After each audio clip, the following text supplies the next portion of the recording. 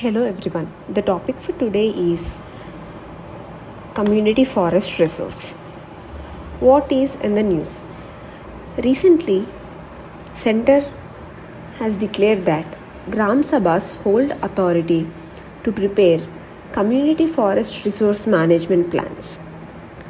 Tribal Affairs Ministry clarifies role of union and state departments is to support and not supersede Gram Sabhas. It means they just provide whatever the support is needed and the final decision or the authority is with Gram Sabhas. What is community forest resource? It is the common forest land that has been traditionally protected and conserved for sustainable use by particular community. So the community, like for suppose there's a village and it has a common forest land nearby it. So the communities living in that village, they use it to access resources available within that traditional and customary boundary of the village, and for seasonal use of landscape in case of pastoral communities. So they use the resources which are grown in that community forest, and they also use that landscape for pastoralist communities.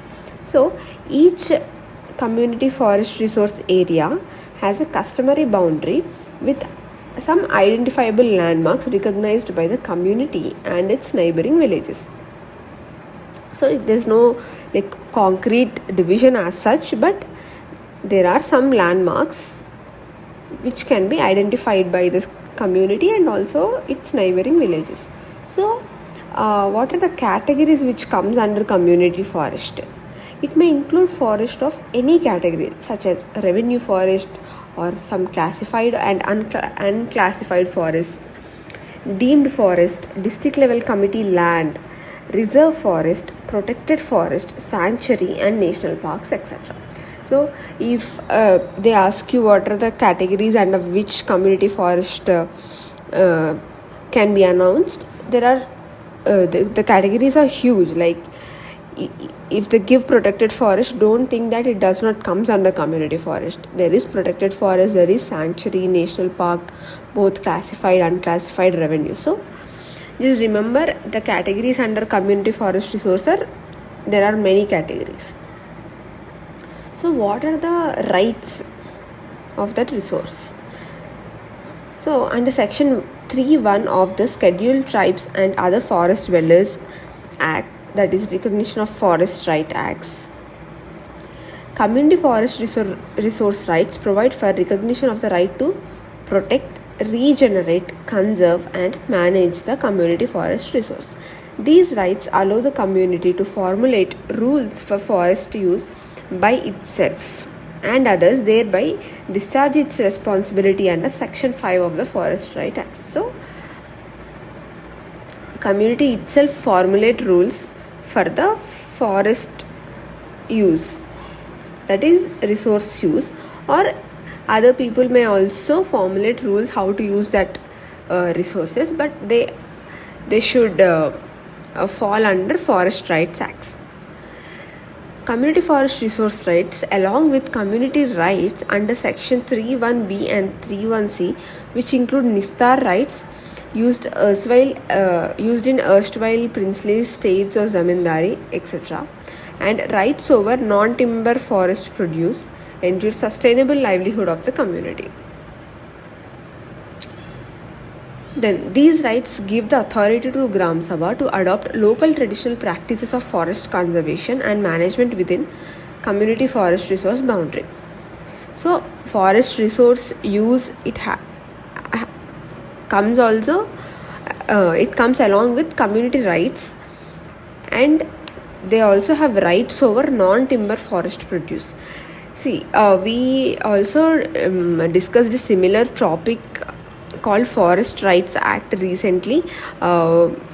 Just go back and watch that video. You will have watch the video, and after that you watch this, you will have a detailed information about both Forest Right Acts and community forest resource. In that we have also discussed the legal rights under Forest Right Acts which the tribals possesses. So okay, like, why do you want this community forest resource rights, and what are the benefits for recognition of these rights? Simple. It is aimed at undoing the historic injustice meted out to forest dependent communities due to curtailment of their customary rights over forest. So, one, undoing the historical injustice. Second, it recognizes the community's right to use, manage, conserve forest resources and legally hold forest land that these communities have used for cultivation and residence. So, these rights also include legal rights over the land, which means they can possess the land, like they can make that land under their name, local communities. It also underlines the role of forest dwellers, because that forest dwellers play a significant role in sustainability of the forest and in conservation of biodiversity. Then, it is of greater significance inside protected forests like national parks, sanctuaries, tiger reserves, as traditional dwellers then become a part of the management of the protected forest using their traditional wisdom. So, these forest dwellers also like their traditional wisdom and age-old practices helps us in conserving forests, as like, for example, traditional methods of conserving forests. So in this community forest rights, it also protects the right of the forest dwellers. Thank you. See you in the next video.